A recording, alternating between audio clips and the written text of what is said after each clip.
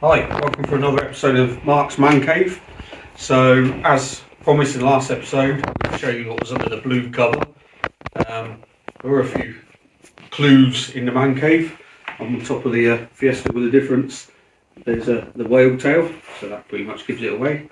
So without further ado, let's have a look.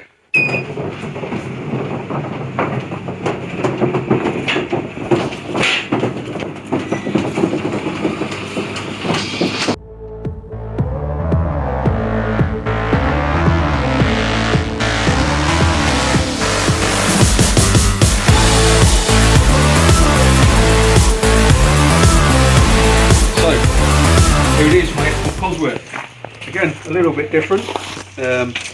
First of all, I'll tell you one thing about the colour. It's not a filter on there, it is frozen white and not diamond white.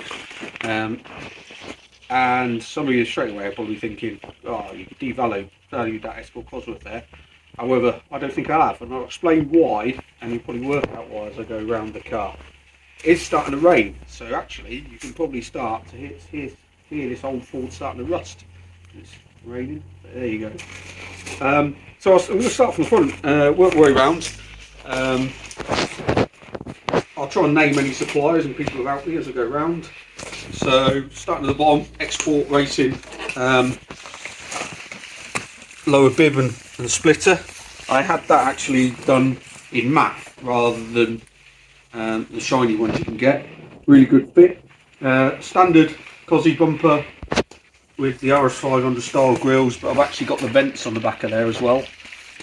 Right headlights. On the bonnet I've gone for satin black grills and aero catches. Moving around to the side, carbon Kevlar WRC wings. I'll add, although it's just MOT'd this now, we've got through it eventually, it is still a work in progress, so there's bits and bobs all the way around it that still need doing. I've got bonnet lifters, bonnet raisers in here,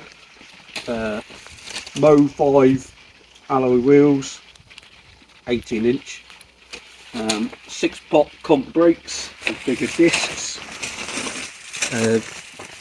It's got Gaz GHA suspension on it. Rally mud flaps on the side and on the back. I've just left the mirrors black as well, going with the theme I'm going for. This came, we'll put some pictures in, with polycarbonate windows, fixed polycarbonate windows with the little hatch on. Absolutely no good for going McDonald's, so I've gone back to glass, and I'll put electric windows in, and we'll show you the interior later. The thing with the windows, and this is affordable full windscreens. Ian Torrance did the glass all the way around for me, took it out, and he made the back windows in polycarbonate for me. As he pointed out, he said, I had glass, and he said, what colour's your glass? And I said, oh, it's tinted. So he managed to source me some clear ones, so it sort of matches the polycarbonate in the back. So I thought it would look a bit odd, with like a green tinge to it, and then no tint on here. So he managed to source some clear windows, and like I say, Ian did all the windows, put them all in for me. Fuel cap I put in the back window. When we got the car, to fill her up, you had to open the boot and fill it up, and I went into that, it just wasn't my thing. Exhaust, it's got twin side exit exhaust, so both sides, we've got one 3-inch I think it is coming out each side, which is really good. Moving around to the back, it came with this WRC spoiler on the back, but not this one, so it came with a spoiler. And then I was at a car show and I saw one of these ones where this is bolted in, it just looks so much better. So I went on the hunt for one, couldn't really find one, and then Dave Lee, XYZ Fabrications, messaged me, and he had this one in carbon fibre. So this is real carbon fibre, WRC spoiler, and I think it looks absolutely fantastic. Moving around to the back, we've got Nomad style lights. They're not real Nomads because if anyone's looked at the Nomads at the moment, I think a pair went for over £1,000 on eBay second hand, and just couldn't justify the expense. The back bumper is the bumper that came with it. It's been cut out to show off the diff. The diff's just a standard 7.5 inch diff. So people now saying it should be a 7-inch diff because it's a 4-wheel drive. This car's actually been converted to 2-wheel drive. Right, let's have a look in the boot. Right, so let's have a look in the back of the car then. So it's got a carbon Kevlar fuel cell. There's like a bag in there made by Premier Fuel Systems. That was in it when I got it. Down here it's got twin 044 pumps and filters. So, and this is why I think I've not devalued the car. You can see there's a full welding roll cage there. And down the sides, carbon panels. Still yet to buy the door cards, they're on the list. So a bit of history about the car then. So it was built by a company called Amp Motorsport in Belgium. It raced out there in gravel and tarmac stages for a number of years, and then it came to the UK and raced in like a track series from what I can gather, and then that's where the history gets a bit vague. So it was a left hook at the start with, it's now right hand drive. Someone converted to right hand drive and it basically became a track queen for all of its life. So the chap I bought it off, Steve, he was down in Chesterfield. This is one of his toys, and he was sat in a workshop for a couple of years. I also spoke to a few owners before that, and one of them actually links into that Fiesta in there, the Fiesta with a difference, because that chap who owned that was a former owner of this, and then the history sort of dries up in the middle of it. I'm not sure who owned it. There's a few YouTube videos on there. There's a few proper old school YouTube videos, really bad videos of it on track, and there's a few pictures knocking around at various car shows, but that's it really. So the middle bit of its life I don't really know much about. It's a bit of a bitzer car, but I'm turning it into a fast road car to use as much as I can really. Right, let's have a look at the engine. So as I said earlier, I put the aero catchers on the bonnet. This is the original bonnet. It didn't have these on when I got it. Probably one of the scariest things I did actually was cutting holes for these. So it's, as I said earlier, it's been converted to 2-wheel drive. So it's a 205 block actually, rather than a 200 block that would be in an Escort usually. T34.63 turbo. Adjustable suspension, top mounts. They've not been set up there. I only put them on the other day. It's got a full Autodynamics loom on it, wasted spark, fuel pressure regulator just there. And a shout out to someone now actually, while I'm thinking about it, is John Lawns, pal of mine and family. John, who was in the northeast where I am, he sort of helped me put this back together, basically mentored me on bits and bobs, laughed at me, mocked me when I was doing stuff wrong, but predominantly he helped me put this engine back together and get it running. So big shout out to John there. Myself and a mate of mine, Lee, made this tray here, because where the roll cage comes in, obviously on a normal road car you'd have all the tray and everything under here, just catch the water. As it stands at the moment, if it didn't have this, the water just comes straight through and hit in, so we put these in with little tubes either side to allow the water to drain away.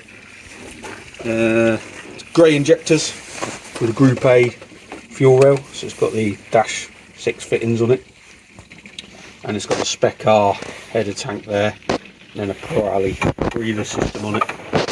The hoses are just sort of all Roush Sport ones, matte black.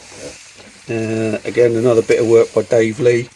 The plates that I've had made. And another one there. And then just a standard forged dump valve. I've actually got a Group A dump valve to go on there as well. One thing I did struggle with this when we put it back together was the washer fluid. Obviously they're massive bottles usually. So I've got this little kit car one on here that does all my water, the reservoir for the squirters. Gearbox on it, T5 gearbox, big tooth. That came with the car, just had it rebuilt because it didn't select gears particularly well. And then I've already mentioned the normal standard 7.5 inch diff. Brakes, they're quite interesting when you first drive it. So it's got big 6 pots on the back. I didn't mention it, it's got bigger discs on the back with standard calipers. But it's not servo assisted. These are reservoirs front and back for the brakes. So it's as hard as you push, as hard as you stop basically. They are quite good, but it does take some getting used to. Right, and I think, oh no, one more thing to mention that's coming later. Again, Dave Lee, XYZ Fabrication. We're going to make some carbon fibre inserts to go in here and here. We'll get those, so I'll put them in a later video. Right, let's have a look at the inside. Right, so here we are in the interior. Like I mentioned earlier, full roll cage, carbon Kevlar floor. It's running an LA ECU. I'm going to go back to that in a little bit actually.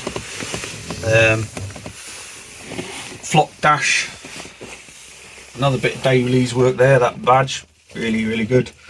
Banana pod. I've used all stack gauges. So we've got volts and oil pressure in there. This I've not finished completely, so it's not labelled up, but you've got launch control on this switch here. That's the fans, and this is just the heaters. Boost controller, Profect boost controller, and this is a DTM monitor. I'll go back to that in a minute. Steering wheel, this is a steering wheel that come with it. There's an OMP one, but I don't think it is an OMP one. I think it's a Chinese copy for this reason. It bends all over, so that's going to go. It's absolutely horrible. On the dash here, we've got, I don't know if you can get this in, James, fuel gauge, revs, GPS, speedo, and water temp. And I've made the lights, the indicators, and all that out of LED bulbs, and this is carbon surrounding here as well. On this side, we've got brake bias down here, anti-lag, and then fogs. Moving down, this is the power and fuel pumps, and obviously it says on it engine start, and then the fuse, the wiring for the fuse box. This I'm going to change and make that as a bit of alley. I'm going to get carbon and make that a bit better at some point. Right, just put some power to it. So the Cosworth DTM monitor by Auto Dynamics, amazing bit of kit. You can see all your temperatures, battery boost, all sorts on their RPM. Really good bit of kit. Plugs into your ECU. They provide the wiring loom, etc. Really good. However, that's going to go. I'm not going to say what it's going to go. We're going to put it in a future video. I've got plans. So there will be a screen here. But unfortunately, what I'm doing, I will not be able to use the DTM monitor. I've had this is my second car I've had these in, one of these in. Like I say, brilliant bit of kit. What else is there? I think, the roof vent, the air conditioning. I did mention on the outside of the car, you've got the roof vent on, and this is what someone's created on the inside. So I have actually got the proper cover to go on here. Get rid of this and put the proper cover on. But I look at that and it just brings a little smile to my face. I quite like it. Someone's bodged that in out of an old vent out of a dash. So at the moment it's staying, but like I say, I've got the proper bit to go on there. Door cards, like I mentioned earlier, need to order them. I'm going to do some carbon ones there, and I've still got a bit of work to do here to put a bit of trim around here to go around the roll cage, and it needs a good clean. The floor's just covered in dust and dirt from when I've been building the car. Right, the seats then, so it came with proper bucket seats and harnesses in. It had the fire extinguisher system in and all the pipes going everywhere. Like I say, I'm turning into a fast road car. I've got rid of the bucket seats, I'm too old for them, so I've gone for some Sparkos. They're not the most expensive seats out there, to be fair, but they look the part. How well they last, we'll see. And I've gone for a set of Sparko harnesses to match.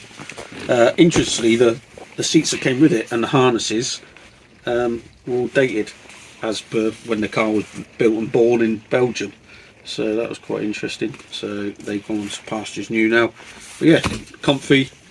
They're adjustable, back adjusts and all that sort, and I've put them on sliders as well, just to make it a bit more comfortable for myself. One thing people ask me about this car, they said, "Oh, I bet it's really fun to drive." But it's good to drive, sorry. It is fun to drive, it is good to drive. Is it nice to drive? Nah. It is like sitting in a bean can with people chucking stones at you. It's noisy as hell, it stinks, it's rattly, and like I say, it's like being in a bean can with people chucking stones at you. But it is fun. Thanks for watching, everyone. That's the end of this episode of Mark's Man Cave. What am I meant to tell everyone, James? Don't forget to like, subscribe and hit that notification bell. Like James says, if you could do that, please, it'd be much appreciated. Thank you.